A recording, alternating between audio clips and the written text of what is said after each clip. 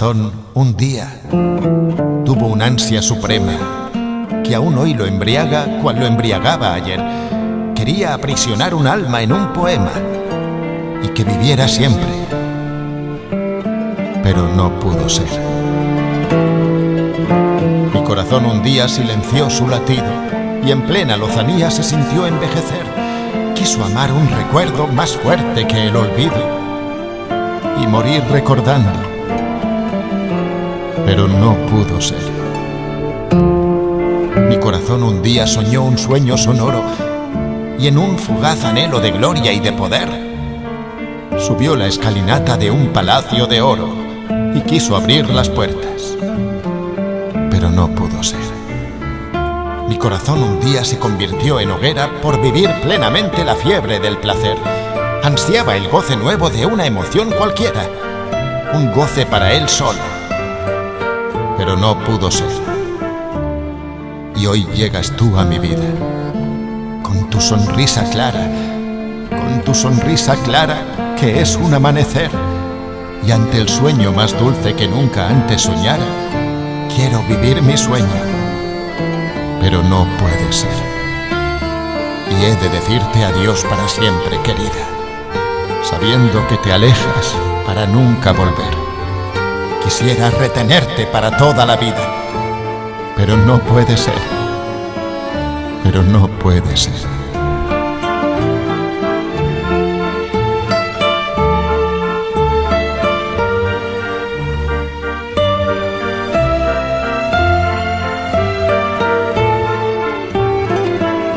Quizás estando sola, de noche en tu aposento, oirás que alguien te llama sin que tú sepas quién, y aprenderás entonces que hay cosas como el viento, que existen ciertamente, pero que no se ven. Y también es posible que una tarde de hastío, como florece un surco, te renazca un afán, y aprenderás entonces que hay cosas como el río, que se están yendo siempre, pero que no se van. O al cruzar una calle, tu corazón risueño recordará una pena que no tuviste ayer, y aprenderás entonces que hay cosas como el sueño, cosas que nunca han sido, pero que pueden ser. Por más que tú prefieras ignorar estas cosas, sabrás por qué suspiras oyendo una canción, y aprenderás entonces que hay cosas como rosas, cosas que son hermosas, sin saber que lo son. Y una tarde cualquiera sentirás que te has ido, y un soplo de ceniza regará tu jardín, y aprenderás entonces que el tiempo y el olvido son las únicas cosas que nunca tienen fin.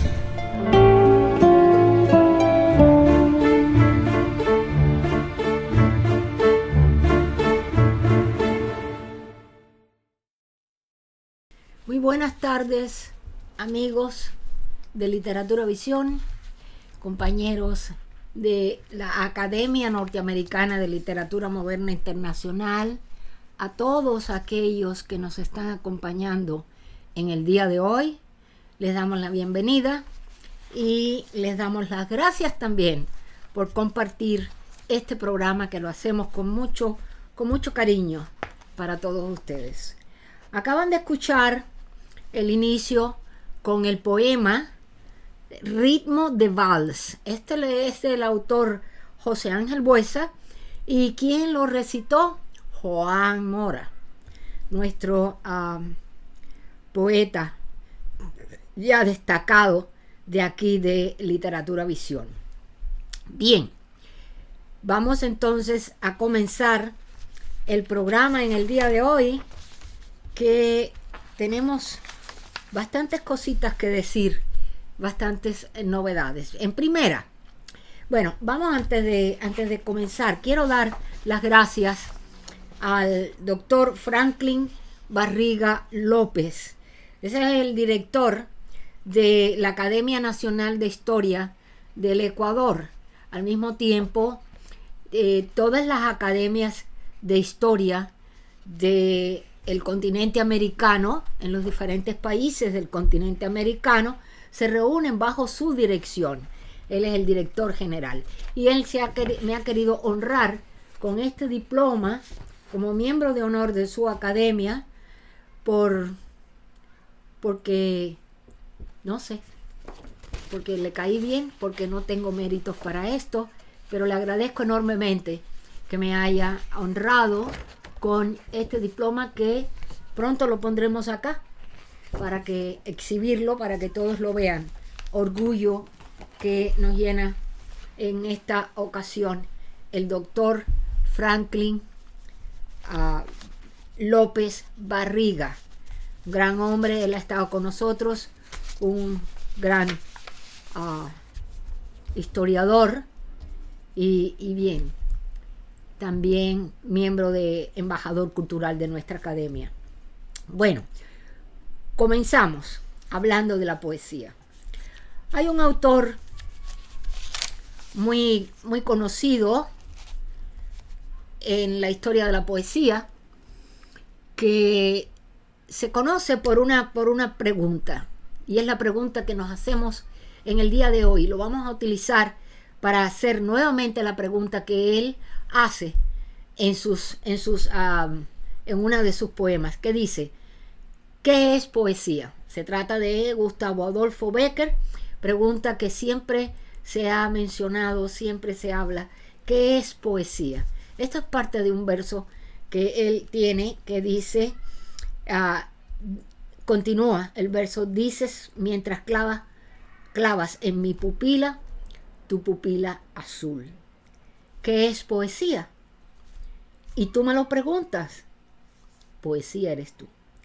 Este es el inicio de este trabajo que vamos a traer en el día de hoy, porque precisamente vamos a hablar de lo que es la poesía y cómo encaja los diferentes aspectos de la educación escolar.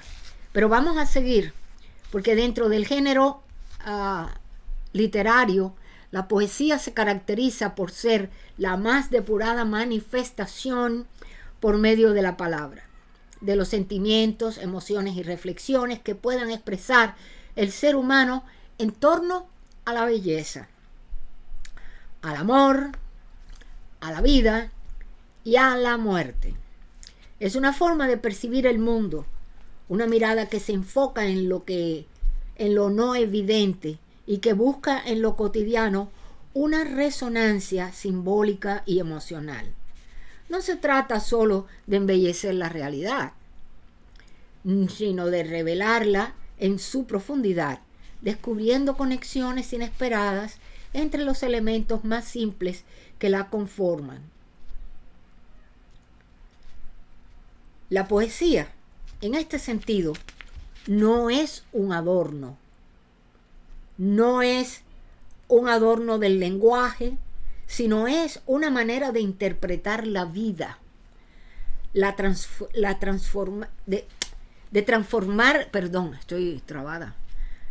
transformar la experiencia en algo significativo y eterno. El verdadero poeta desarrolla una sensibilidad especial hacia lo fugaz y lo imperceptible, deteniéndose en detalles que otros pasan por alto. Un reflejo en una ventana, el crujir de las hojas en otoño, las sombras de un pájaro al pasar, pueden convertirse en símbolos cargados de sentido. La poesía no solo embellece el mundo, sino que los resignifica, otorgándole a cada objeto y momento un peso emocional y una carga metafórica capaz de revelar verdades profundas. Pensando de esta manera, podríamos decir que un poema dice mucho más por la forma en que calla lo verdaderamente significativo que por su habilidad para enunciarlo. Parece importante más que nunca, en un tiempo donde la inmediatez y la superficialidad acaparan toda la atención, construir una observación pausada del mundo actual. Podría decirse que la visión particular que otorga la poesía consiste en una forma de habitar el mundo donde hay mayor conciencia que se construye cultivando una relación más íntima con la palabra y con la realidad misma. Un buen poeta tiene un ojo avisor que le permite transformar a través del lenguaje la propia realidad. Hoy nos gustaría hablar sobre una poesía, una de las más sencillas, las más simples en su estructura, pero con un alcance tan profundo que ha trascendido hasta todos los umbrales del tiempo. Esta poesía simple, son versos, se titula Cultivo una rosa blanca. Este es uno de los poemas más célebres del escritor y político cubano José Martí. Es un poema sobre el valor de la amistad y la importancia de cultivar con los demás un amor sincero y puro. El poema aparece en el libro Versos Sencillos, en el número 39, que el poeta publicara en 1891 mientras vivía en la ciudad de Nueva York. La obra de Martí es considerada como parte del modernismo hispanoamericano que dio una voz propia en el concierto de las letras universales a la expresión literaria de Hispanoamérica. Cultivo una rosa blanca, en junio como en enero, para el amigo sincero que tiende su mano franca, y para el cruel que me arranca el corazón con que vivo, ni cardo ni ortiga cultivo, cultivo una rosa blanca. Es un poema que trata del valor de la amistad. En él, la voz poética, en actitud enunciativa, se refiere a la amistad como un motivo lírico, como una rosa blanca, que es el objeto lírico en este caso, que cultiva para que aquel que es leal, aquel que es franco y es sincero. No obstante, al referirse a aquel que le arranca el corazón, es decir, al desleal, al pérfido, afirma que para él también se cultiva una rosa blanca. De allí que el poema pueda considerarse una exaltación a la amistad, del sentimiento fraterno, que yace, que funciona dentro de las relaciones humanas. Y también basados en la franqueza y la honestidad, así como también de la importancia de construir con las otras relaciones cimentadas en estos valores, incluso ante aquellos que nos despierten mayores aprensiones. En Santa Cruz de Tenerife, en España, hay un biógrafo de José Martí que trae este comentario y dice: en hombres como él no es verdad la muerte. La célebre frase de uno de estos biógrafos adquiere dimensiones colosales. Cada vez que evocamos la imagen, el pensamiento y la obra del genial cubano, cuyo aniversario precisamente se llevó a cabo el día de ayer, y de haber trascendido lo terrenal, recordaremos que un día como ayer, 19 de mayo, él cayó en Dos Ríos, en Cuba, en Oriente. Con razón se asevera que la grandeza de su estilo está en todo lo que produjo, desde los versos sencillos que acabamos de ver, uno de ellos, porque son muchos, hasta el más entusiasta de sus discursos revolucionarios. El pensamiento filosófico de José Martí se caracteriza por la simbiosis armoniosa entre lo poético y lo filosófico. Martí rechaza el materialismo, el positivismo y el fideísmo anticientífico, y su posición filosófica se centra en la concepción moral y valorativa de la creencia en Dios y la vida ultraterrena.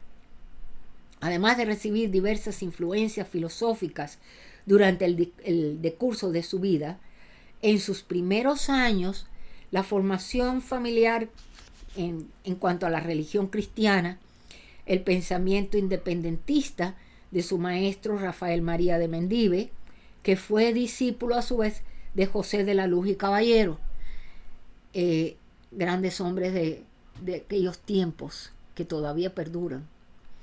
Sus enseñanzas, por supuesto.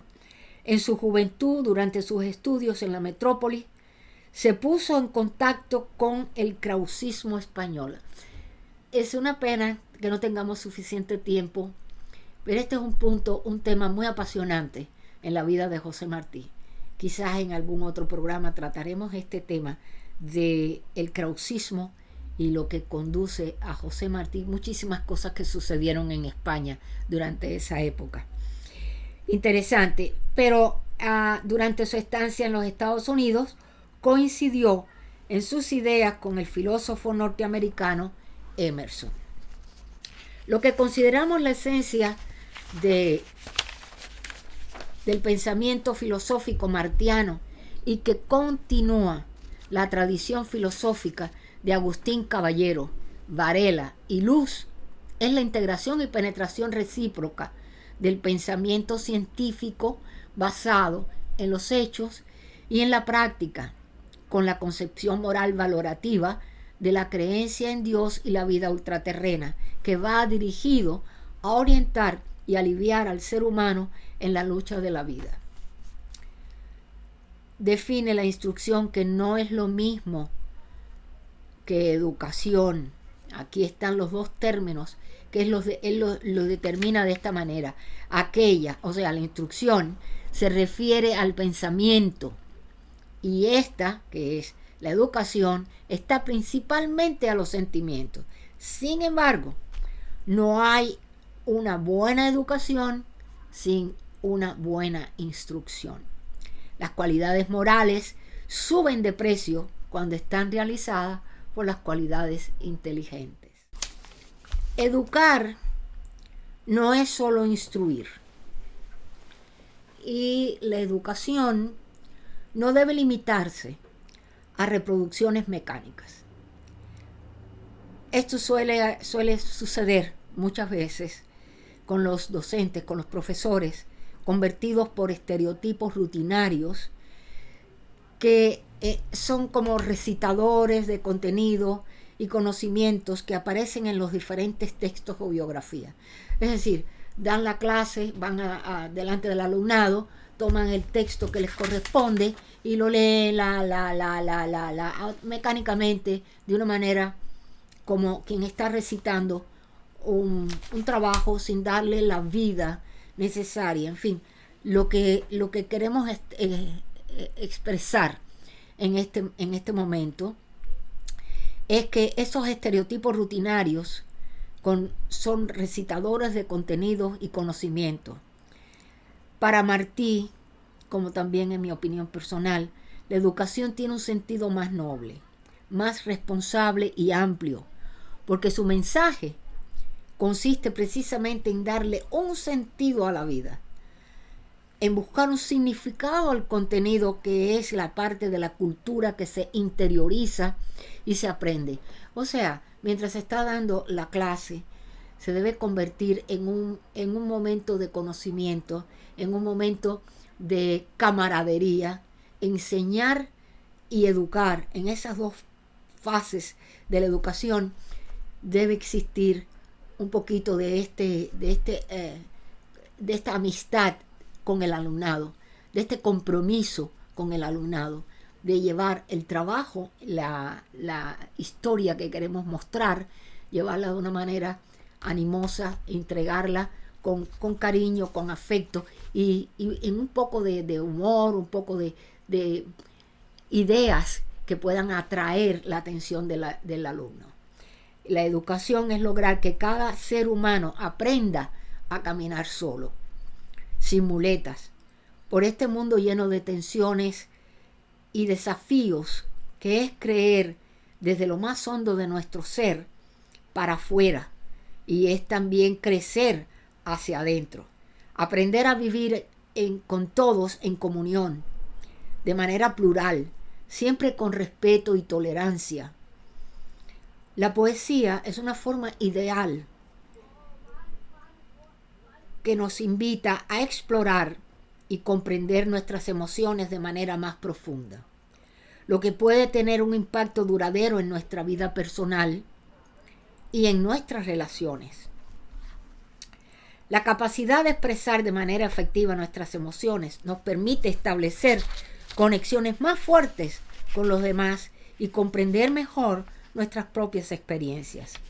La incorporación de la poesía en la educación puede ser una forma efectiva de desarrollar habilidades de comunicación emocional en los estudiantes, ya que les permite explorar y compartir sus emociones de una manera auténtica y emocional. Hasta aquí mi pequeño seminario para un poquito de comprensión sobre lo que es la poesía, si fuese importante utilizarla dentro de lo que es el currículum escolar. Bueno, continuamos este programa. Como siempre viene nuestro queridísimo Luis Alberto Ambrogio, que nos trae también un aspecto de la poesía desde otros horizontes, desde otros espacios que también son muy, muy interesantes, como él sabe hacerlo. Adelante, doctor, bienvenido. Muy buenas tardes, doctor Ambrogio. ¿Cómo se encuentra en el día de hoy? Buenas tardes, Rosalía. Pues me encuentro feliz en poder cooperar en este programa precisamente de cultura, de comunicación y de poesía. Muchas gracias. Hoy estamos trabajando todavía a través de lo que es la poesía y las artes. Todo esto, ¿nos trae algo en relación a esto? Sí, precisamente voy a hablar un poquito desde el punto de vista temático y conceptual de cómo se definen estos términos, cultura, comunicación, y luego cuál es el rol de la poesía en este campo, en este lugar, digamos, global. Y voy a acabar con... porque curiosamente a raíz de digamos, meterme en este estudio, me di cuenta que en las páginas del internet que dos de mis poemas como que pegan mucho en este contexto, y entonces lo voy a compartir leyendo algunos comentarios, etc. Lo que es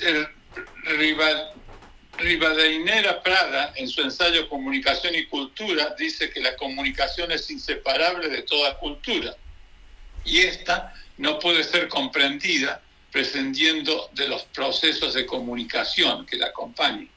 Y aunque la comunicación y cultura sean dos universos insertos dentro de un macrocosmos que podríamos denominar la vida humana, son inseparables, interdependientes, el uno condición del otro, pero son fenómenos de la vida humana como personalidad propia. Y la poesía surge como una, yo diría, promotora, como una espiga, como una flor de este vínculo existencial. La cultura, la palabra en sí tiene un origen histórico relacionado con la labranza de la tierra, porque cultura está relacionada con cultivar, con cultivo. Así se menciona en los diccionarios antiguos, pero se adopta como una metáfora del proceso de la elaboración mental en el inglés y otros idiomas, desde la denotación agrícola que tenía, por ejemplo, en Francia, país por excelencia agricultor. Perdón. Tomás Hobbes, en el siglo XVI usaban la palabra en su connotación de cultivo de mentes, cultivo de la mente. Y en español Cervantes pone en boca de Sancho la palabra cultivación, cuando le hace decir que las conversaciones de Don Quijote son el abono para cultivar. la estéril tierra de su seco ingenio. Y así pasó a denominar actividades intelectuales, artísticas, también deportivas y de cualquier índole que se desempeñara el hombre. Por eso leemos frases como cultura literaria, cultura política, cultura religiosa, cultura deportiva, etc., que se refieren tanto a procesos de conocimientos, destrezas, como también a productos del hombre y la sociedad. En un sentido antropológico ampliamente difundido y aceptado por la comunidad científica, se entiende por cultura a la totalidad de las formas de vida de una sociedad. La cultura, dice, es el conjunto integral constituido por los utensilios y bienes de sus consumidores, por el cuerpo de normas que rige los diversos grupos sociales, por las ideas, artesanías, creencias y costumbres. Lo expresa así la definición de Bronislaw Malinowski en su libro Una teoría científica de la cultura. Bueno, bajo el concepto de comunicación, en su sentido amplio debe entenderse el hecho fundamental de que los seres vivientes se hallan en unión con el mundo. Y comunicación, obviamente, está relacionada con comunidad, etc. Digamos, los puntos claves de la definición de comunicación es la unión con el mundo, es decir, relación con un entorno físico y social, relación entre seres vivientes que equivale a múltiples situaciones con estimulación recíproca al comportamiento, es decir, a la espera de provocar una respuesta. La concepción moderna de la relación comunicación-cultura pretende rescatar del olvido o menosprecio las expresiones populares y otorgarles el reconocimiento que antes se le negaba como procesos de producción cultural. Y en esta línea se inscriben como procesos de producción cultural los valiosos aportes, por ejemplo, de Néstor García Canclini, Bourdieu, José Martín Barbero, Tulio Hernández y muchos otros autores que desde hace poco más de una década han dedicado sus investigaciones y reflexiones a los temas de cultura popular en los medios de comunicación y las connotaciones políticas de la comunicación y la cultura. Bueno, podríamos hablar mucho más teóricamente de estos aspectos, pero ciertamente hablar hoy de la comunicación cultural es abarcar un universo complejo, signado por los efectos de la globalización en muchos aspectos, en la economía, en la política, en la tecnología, en la educación, en las comunicaciones tradicionales y en muchísimos otros aspectos. Yo voy a concentrarme hoy en este segmento en, digamos, poner como ejemplos de mi experiencia personal en estos aspectos de cultura, comunicación y lenguaje, y poesía en particular. El idioma en sí es un poder. La cultura, el lenguaje y la poesía están totalmente comunicados y totalmente, digamos, compartiendo todo el momento, el proceso de la vida humana. De mi experiencia personal, por ejemplo, yo escribí un poema titulado Comunicación, precisamente, que luego, aparece en más de 5 manuales de literatura.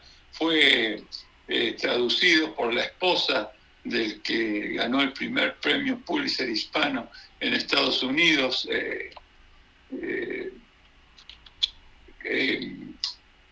Oscar Hijuelos, y la esposa de él, Lori Carson, tradujo este poema y lo lo tituló ella, en vez de comunicación, lo tituló Aprender inglés. Pero el poema, como digo, yo originalmente lo había titulado Comunicación, y dice: vida, para entenderme tienes que saber español, sentirlo la sangre de tu alma. Si hablo otro lenguaje y uso palabras distintas para expresar los mismos sentimientos, no sé si de hecho seguiré siendo la misma persona. Y es increíble cómo este poema se ha hecho popular aquí en los Estados Unidos. Precisamente ha aparecido como en 5 manuales de literatura, generalmente en el área de identidad y cultura, y tiene como más de 30.000 grabaciones, etcétera, y se estudia en numerosas escuelas, tanto primarias, secundarias e incluso en algunas universidades. Bueno, cuento esto por el hecho de que es un, obviamente, poema que nace entre 2 culturas, que son obviamente la hispana y la estadounidense, y por el otro lado, digamos, refleja la preocupación por la comunicación y la esencia de la comunicación. La comunicación es, como lo dice en este caso, que se titula, el poema se titula, perdón, yo dije comunicación, no, se titula Comunión. Es la comunión precisamente en estos aspectos tan diversos, a través no solamente de un idioma separado, sino de la comunión de ese idioma en el esfuerzo humano por crear una comunidad. Es curioso porque la prestigiosa revista Letralia hizo un artículo sobre mi vida y obra y lo tituló precisamente El diálogo universal de la poesía. El crítico también, Juan Castillo, hablando de mi libro Estados Unidos Hispano y de otro libro, Escuchando los latidos, dice: la escritura es un escape al deseo, poeta en el que habitan 2 lenguas enemistadas, poeta desterrado, exilado, poeta inmigrante, poeta de la vida y vivencias, poeta en un nightclub en Istambul, poeta en Kioto, poeta por el mundo con resonancias algunas de Vallejos, de García Lorca, poeta como Ezra Pound, conocedor del mundo y del transmundo, poeta niño. Así describe este crítico nicaragüense, Juan Castillo, precisamente toda mi obra, que, en fin, trata de reflejar y de unir todos estos aspectos. Por ejemplo, y él, muchos de estos comentarios que hace están relacionados con este poema titulado Paisajes de los Estados Unidos, que también se ha hecho muy popular aquí en Estados Unidos, con grandes análisis, se pueden ver muchísimos en el internet, grandes análisis detallados de cada verso, pero dice así el poema, dice: paisajes de Estados Unidos. Si cada ladrillo hablara, si cada puente hablara, si hablaran los parques, las plantas, las flores, si cada trozo de pavimento hablara, hablarían en español. Si las torres, los techos, los aires acondicionados hablaran, si hablaran las iglesias, los aeropuertos, las fábricas, si cada surco de este país hablara, hablarían en español. Si los sudores florecieran con un nombre, no se llamarían Smith, sino González, García, Rodríguez, José o Peña. Pero no pueden hablar, son manos, obras, cicatrices que por ahora callan, pero ya no. Bueno, otra crítica mexicana, Elvia de Angelis, que me invitó precisamente a la Capilla Sistina de México, en donde está la Capilla Alfonsina, perdón, en donde es un templo importante de la literatura y el encuentro de poetas mexicanos.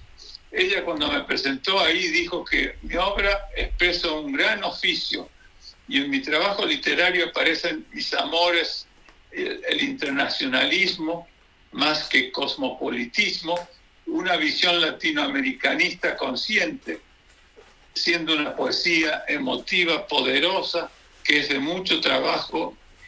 No es nada más un poeta lírico que se emociona, sino que sabe lo que está diciendo y lo dice con verdad y poder, y también en su poesía pues aparece toda esa obra con visión social de influencia latinoamericana, hispanoamericana, que él también expresa en sus ensayos, en su trabajo ensayístico.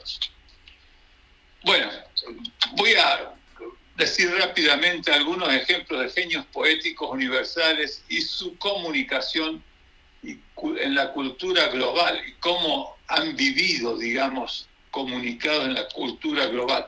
Voy a empezar con Dante Alighieri y su Divina Comedia, que por ejemplo uno de los componentes de esa Divina Comedia es Inferno, que fue encarnado en inglés por la traducción de Robert Pinsky y está presente en todo el mundo. Y él influenció, entre otros, a los escritores ingleses Geoffrey Chaucer, a John Milton, a Alfred Tennyson.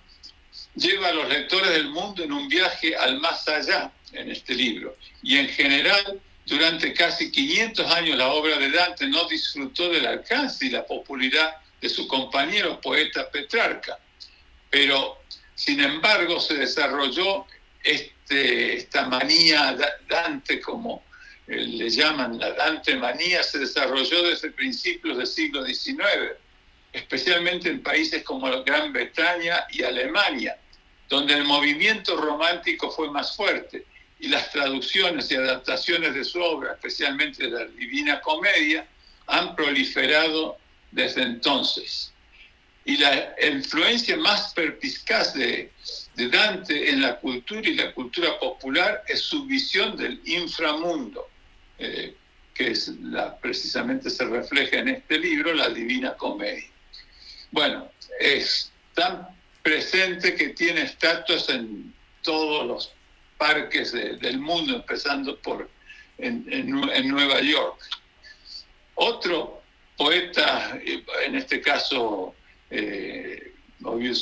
obviamente Dante Alighieri era italiano, aquí el bate americano, digamos estadounidense, es obviamente Walt Whitman, con su escritura inclusivista y, por ejemplo, su presencia en la poesía hispanoamericana. Yo la he documentado en varios artículos que aparecen incluso en el internet, y, por ejemplo, Jorge Luis Borges lo ha enfatizado no solamente en sus poemas, sino también en sus ensayos.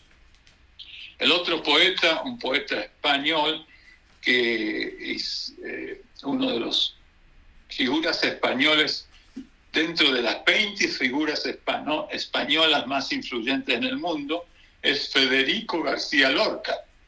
Su libro, quizás uno de los más importantes, es Poeta en Nueva York, durante su estadía en Columbia University, y que luego viajó a Cuba y Argentina.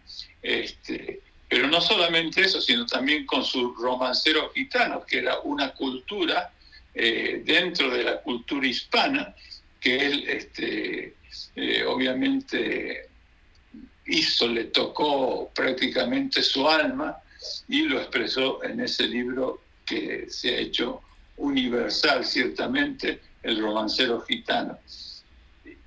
Bueno, y como ellos, podría nombrar a muchos más, como César Vallejo, etcétera, etcétera, etcétera. Y es un etcétera inmenso. La presencia de poetas franceses con su influencia en el mundo hispano es destacable. Por ejemplo, Victor Hugo, no solamente en el mundo hispano, sino globalmente. Charles Baudelaire, Arthur Rimbaud, Guillermo Apollinaire, por citar simplemente los más famosos. Todo esto son ejemplos de la unión con el mundo y cómo la poesía, siendo voz del pueblo, es voz del mundo.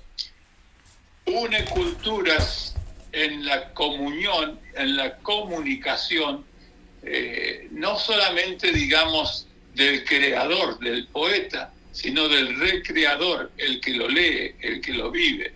Todos son ejemplos de la unión con el mundo, es decir, la relación con un entorno físico y social, relación entre seres vivientes que equivale a múltiples situaciones con estimulación recíproca y al comportamiento, a recrear, como dije antes, una visión poética como respuesta. Y así se convierte la cultura y la creación poética como un medio de comunicación o puente entre los seres humanos, los pueblos, para establecer lazos de solidaridad, amistad y un futuro de experiencias e ideales, como es, digamos, la poesía en sus tres momentos, el del pasado, el de la experiencia, el del presente y el del futuro. Bueno, con esto cierro este segmento, que es fabuloso, que es apasionante y que define tanto a la función, a la vida poética. Muchísimas gracias y espero que lo hayan disfrutado. Por supuesto que sí. Muchísimas gracias a usted, doctor. Nos vemos la próxima vez. Muchas gracias, Rosalía, y efectivamente estamos presentes la próxima vez. ¿Qué tal? Elegía. En otoño llegó la muerte, feroz y precipitada, y la vida se fue río abajo, ya sin regreso. Tu calle ha quedado sola y la pequeña plaza vacía y desierta, y en mis silencios falta una voz, la tuya. Renacerá una nueva primavera para sustituir al tenebroso invierno de tu marcha, y los que te quisimos regresaremos a tu calle y miraremos celosos los balcones y aceras que te vieron pasear. Andaremos la pequeña plaza y la llenaremos de rosas y suspiros tiernos.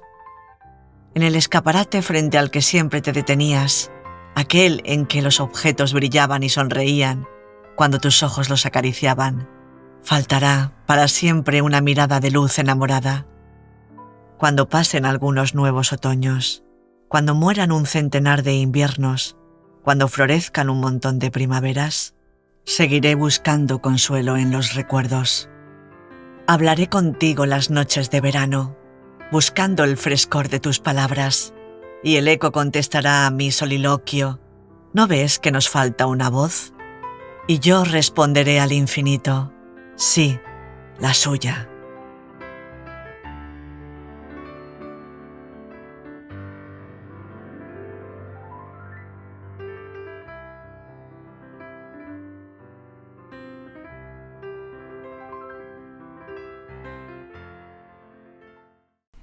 Agradecemos, queremos darle las gracias, de verdad. Yo me siento muy contenta, muy halagada con este señor que es también de nuestras delegaciones, miembro de la academia. Su nombre es Jordi Siracusa. Él tan amable que nos envía unos pequeños videos que los estamos insertando en el programa, porque tienen una presentación muy hermosa. Tiene a veces los que producen, los que declaman estos pequeños poemas, tienen una forma muy profesional de declamar, muy lindo. Nos gusta mucho y te los damos las gracias desde aquí, desde Literatura Visión, Jordi, por este trabajo tan lindo que nos estás enviando. Muchísimas gracias a ti y a tus compañeros de producción. Bueno, continuamos ahora con el poema Mis pasos por el doctor Ernesto Cam. Querida amiga Rosalía de la Soledad, presidente de la Academia Norteamericana de Literatura Moderna e Internacional, queridos amigos todos, esta vez yo voy a hablar de historia, de la historia de mi vida, en este caso, en un poema. El poema se llama El bolero de mi vida y va a tener como fondo al bolero de Ravel en las manos de Leonard Bernstein. Las pinturas son en realidad mis pasos. Mis pasos, mis pasos. Aquí lo titulo Mi ruta. El currículum de mi carrera, esto se llama currículum vitae. Los relojes, es el reloj de mi vida. La ruta, el tren de la vida, life train, ¿sí? Está.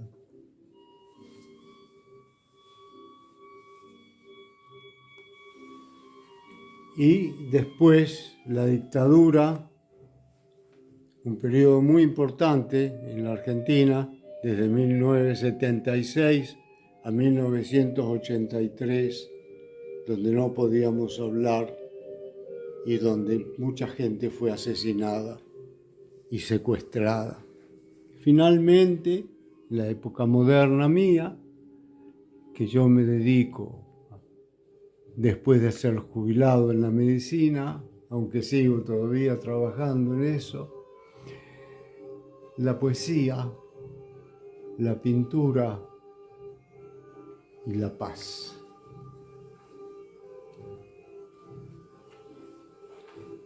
Continuamos con otro video de nuestro querido Jordi, en este caso, No me dejes.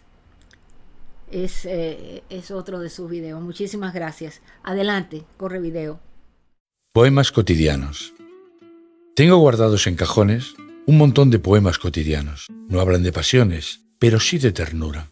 Tampoco hablan del mar, ya lo he contado, ni de las flores de un jardín lejano, ni de sueños, sino más bien de despertares. Tengo guardados en un archivo, bajo nombre extraño, apuntes para versos rotos. Son rotos para versos apuntados. Ideas de descabellado. Palabras sin sentido exacto. Miradas de niños inocentes. Suspiros de obreros sin trabajo. Respuestas de desglobalizado. Preguntas de desencantado. Y los gritos de los indignados. Tengo guardadas letras de canciones que hablan de libertad, justicia y emociones, que el capital rechaza porque no comprende. Tengo razones y hoy ya no las callo para creer que hemos sido engañados, timados y estafados. Tengo guardados, y ahora no sé dónde, una Biblia de Marx, muy desgastada, un libro de Beck con 5 razones para contar la verdad, y como apunte, la letra Ley Internacional ciclostilada. Y aquellos escritos que, por cotidianos, no tuvieron nunca su poema. Sé que están ahí, algo olvidados. Sin embargo, todavía los conservo, junto con el tiempo y la esperanza. Una vieja bandera republicana y una pareja de ases, por si acaso.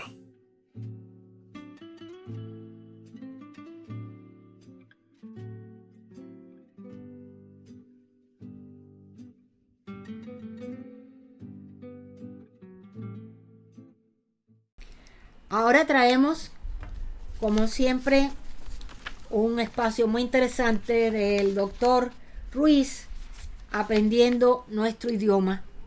Esta vez una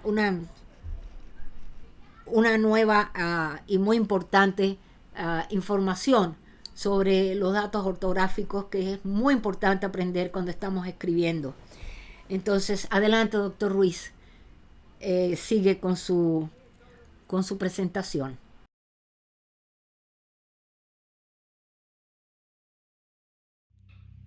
Bienvenidos de nuevo, una vez más, a este segmento de la Academia Norteamericana de Literatura Moderna e Internacional, aprendiendo nuestro idioma.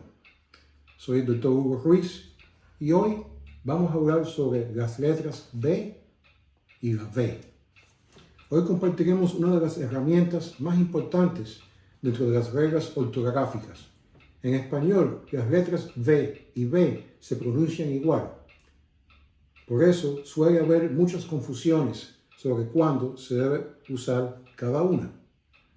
Hablaremos brevemente de algunas de las reglas ortográficas del uso de la V. Uso de la V.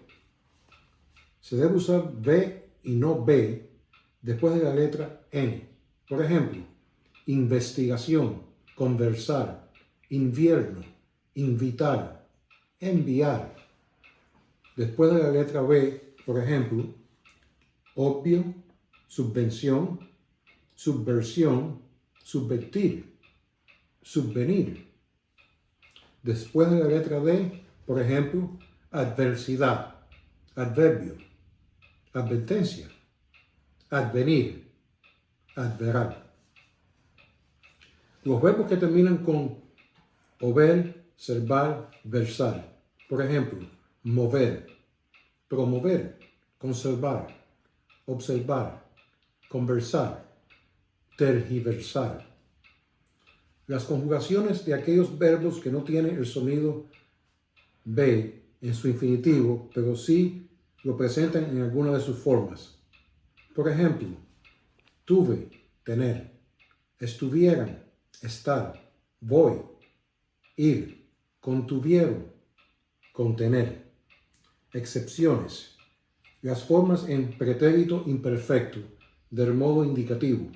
Por ejemplo, estaba, iba, amaba. Se debe usar B y no V detrás de la letra M. Por ejemplo, hombre, cambio, ambiente, diciembre, costumbre. Delante de otra consonante, por ejemplo, súbdito, absoluto, responsable, equilibrio, objetivo. Al final de una palabra, por ejemplo, baobab, club, iyab, web, snob. Excepciones, molotov y leitmotiv, que son con B chiquita. Además, se escriben con B los verbos beber, caber, deber, haber, saber, sorber y sus conjugaciones. Por ejemplo, bebieron, cabía, deben, hubiera, sabe, sorbe. Los verbos que terminan con vir, buir y sus conjugaciones, por ejemplo, escribir, recibir, contribuir, distribuir, describir. Algunas excepciones, servir, hervir y vivir, que son con B chiquita. Estos son algunos ejemplos solamente.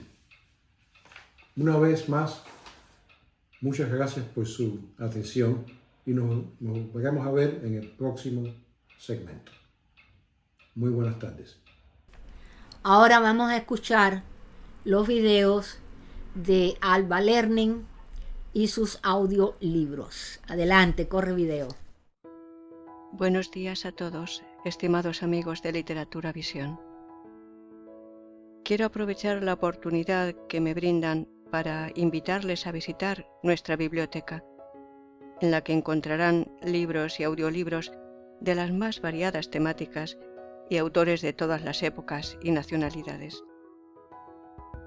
Les ofrecemos poesía, ensayo, cuentos, novelas, todo lo que pensamos puede gustar a nuestros lectores y atraerlos para hacerles amar la lectura. Ese es nuestro único objetivo, el promover el amor por los libros y el respeto por los autores, muchos de los cuales casi han pasado al olvido, y son precisamente esos los que nosotros queremos rescatar para que los miles de lectores que nos visitan a diario puedan disfrutar de la belleza de sus obras. Cervantes, con su Don Quijote de la Mancha y las novelas ejemplares, Jorge Isaacs, con su novela María, Gustavo Adolfo Bécquer, con las rimas y leyendas, Santa Teresa de Jesús y cientos de autores más, le esperan en nuestra página. Muchas gracias. Saludos y mis respetos desde España. Bueno, ya estamos llegando a los estelares de Literatura Visión, el final del programa, y en esta primera parte traemos un trabajo muy especial, muy bueno, muy interesantísimo, de don Juan López. Él es inspector de educación de Madrid, es también miembro de la Academia Norteamericana de Literatura Moderna Internacional, precisamente de la delegación de Madrid.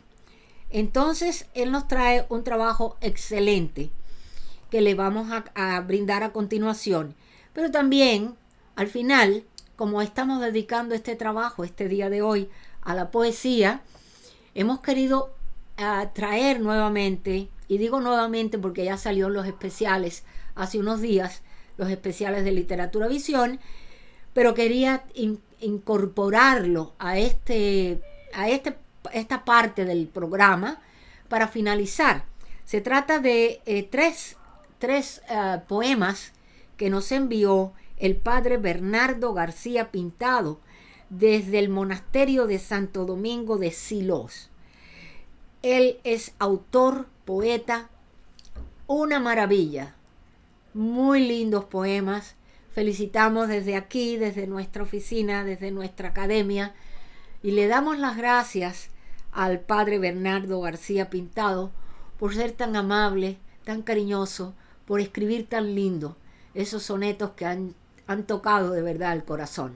Muchísimas gracias, padre, y con esto terminamos el día de hoy, el programa del día de hoy, y les deseamos muchas felicidades a todos y muchísimas gracias a todos los que han estado con nosotros. Hasta pronto, vamos por más.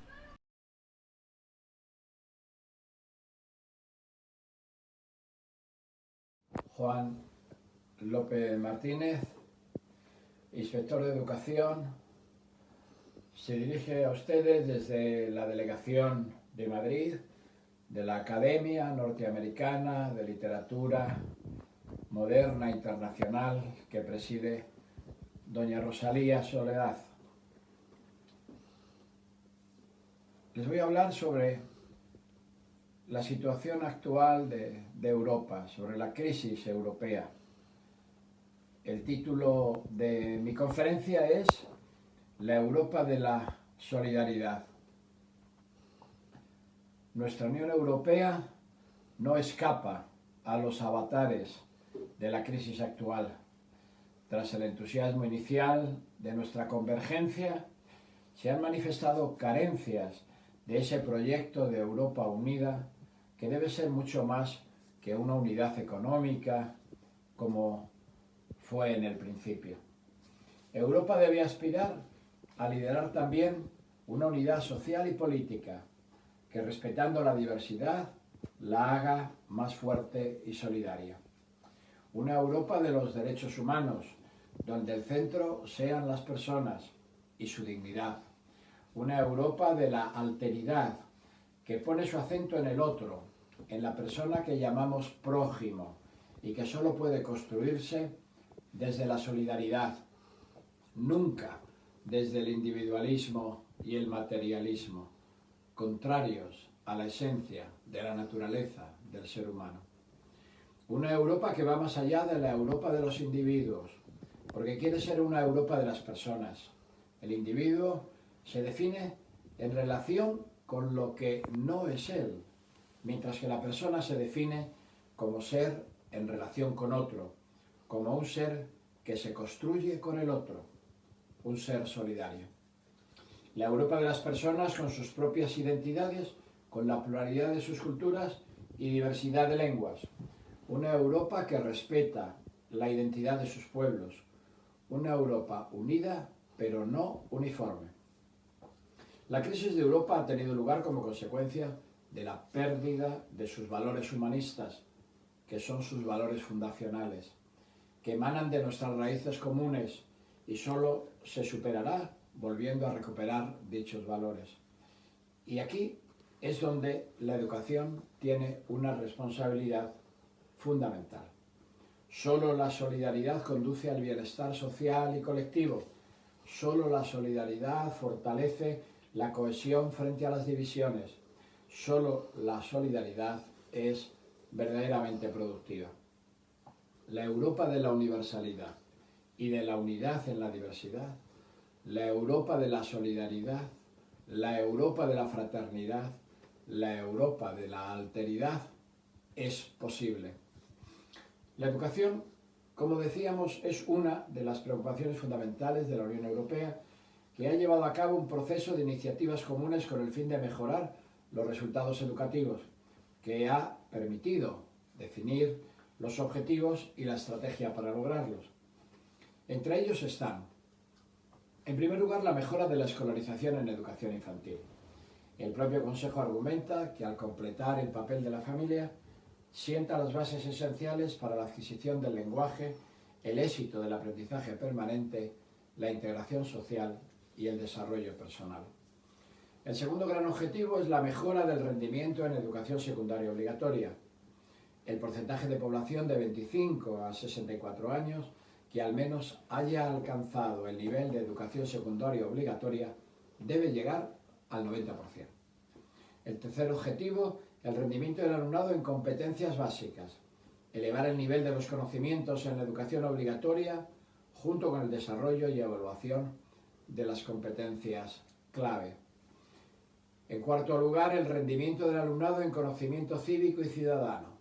El Consejo de Europa y el Parlamento Europeo, en el marco de referencia europeo sobre las competencias básicas para el aprendizaje permanente, define la competencia cívica como el conocimiento de los conceptos de democracia, justicia, igualdad, ciudadanía y derechos civiles. Una formación en valores democráticos se convierte así en una necesidad de homologación del sistema educativo con los países de la Unión Europea. Otro objetivo es reducir el abandono temprano de la educación. El Consejo de Ministros de la Unión Europea ha concretado el objetivo de aumentar la escolarización en la educación secundaria superior por encima del 90%. El concepto de abandono temprano, en este caso, se refiere al porcentaje de jóvenes entre 18 y 24 años que han alcanzado como máximo la educación secundaria inferior, es decir, la obligatoria, y no continúan estudiando o formándose hasta alcanzar el nivel que para el siglo XXI se ha considerado en la Unión Europea como deseable, que es la educación secundaria superior, la posobligatoria. Y por último, el aprendizaje de 2 lenguas extranjeras. El Consejo recomienda a los Estados miembros mejorar el aprendizaje de las lenguas y el reconocimiento mutuo de los resultados del aprendizaje de las mismas. El marco estratégico para cooperación marca como objetivo el que todos los ciudadanos de la Unión Europea puedan comunicarse en 2 idiomas, además de la lengua materna. Nada más, muchas gracias. Gozas, Señor, jugando al escondite, con el niño escondido aquí en mi centro. Él te busca por fuera y tú estás dentro. Y si está por caer, sales al quite. Aunque sabes que no vale un ardite, si no te encuentra, corres a su encuentro y le susurras, entra mar adentro, y lo vistes de fiesta en tu convite. Cuando ese niño juega a ser adulto, se oscurece su luz y transparencia, se esconde en su jardín huyendo oculto y percibe el rumor de esa tu ausencia. Tú no estás escondido en el tumulto, estás en el rincón de tu presencia. Tus pupilas y las mías, frente a frente y hacia adentro. Un mirar en línea recta, ahondando en el pensamiento. 2 saetas que se cruzan y se clavan en sus pechos, una dentro de la otra en un abrazo perfecto. Señor, me miras y me perforas, me atraes hacia tu centro, me envuelves y haces liviano, ágil como el pensamiento. Yo te miro y me dilato. En mí cabe el universo. Llevo los hombres conmigo y ante ti los represento. Sus dolores, alegrías, anhelos y sufrimientos, en lo profundo de mi alma, ante ti encuentran eco. Eso sí es vivir contigo, entenderse en el silencio, mirar y ver tu mirada, convivir en un encuentro. Señor, que por donde pase yo deje siempre tu huella, que mi rostro sea tu rostro y mi fulgor como estrella, que ilumine al caminante que cruce por mi vereda. Señor, que quien me mire te vea. Y ahora un poema ergástrico, frástico, con F, frástico, sobre el claustro románico de Silos, que nació de una experiencia. Explicando yo el claustro, al llegar al relieve donde aparece Jesús peregrino, los discípulos de Emaús, resulta que los discípulos tienen unos ojitos negros, que es pasta de azabache. En cambio, Jesús tiene solo las cuencas. Era un grupo de 60 personas y una señora pregunta: ¿y por qué Jesús tiene solo las cuencas? Y yo, espontáneo, le digo medio en broma y medio en serio: porque se habrán ido esos ojos con algún turista que tenía el alma a oscuras. Se echaron a reír y seguimos. A la semana siguiente recibo una carta de una señora de Madrid recordándome este hecho y diciéndome que pasó una mala noche porque tenía mala conciencia. Se levantó temprano, fue a la iglesia, se confesó y la carta me decía: por favor, padre, siga repitiendo eso medio en broma y medio en serio, porque así como yo encontré la paz, otros le puede pasar lo mismo. No deje de decir lo que me dijo ese día que yo escuché la explicación del claustro. Y el poema dice lo siguiente, porque después que leí la carta me emocioné tanto que tomé un papel en blanco y me salió como un chorro de inspiración.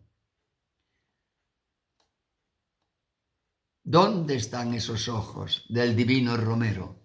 En el claustro de Silos encontraréis al dueño, en la piedra tallada, viste de jacobeo, pero en su rostro hay cuencas, no están sus ojos bellos. Tus ojos peregrinos, salidos de tus senos a recorrer el mundo, a iluminar senderos, son ojos de azabache. Son unos ojos negros como la noche triste que te envolvió en el huerto, y en las alas que a mi alma le han nacido por ellos, yo los contemplo azules, del azul del ensueño. Son ojos de colores, los colores del tiempo. Cuando alguien los ha visto, se le clavan adentro. Tus ojos peregrinos a mí me han dado un beso. Yo he visto esos dos faros traer hacia su puerto barcos errantes, naves vagando en el océano. Son ojos que penetran hasta los mismos tuétanos, pupilas como espadas que traspasan el cuerpo. Mil sombras y tinieblas persiguen tus luceros.